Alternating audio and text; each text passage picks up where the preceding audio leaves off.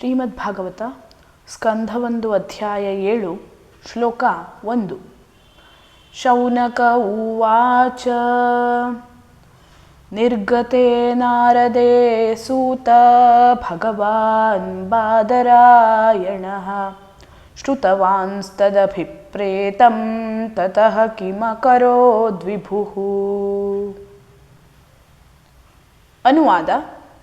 ಶೌನಕ ಮುನಿಗಳು ಕೇಳಿದರು, ಎಲೈ ಸೂತ ಮುನಿಗಳೇ, ಮಹಾತ್ಮರಾದ ಹಾಗೂ ದಿವ್ಯ ಶಕ್ತಿಶಾಲಿಗಳಾದ ವೇದವ್ಯಾಸರು ಶ್ರೀ ನಾರದ ಮುನಿಗಳಿಂದ ಸಕಲವನ್ನೂ ಶ್ರವಣ ಮಾಡಿದರು.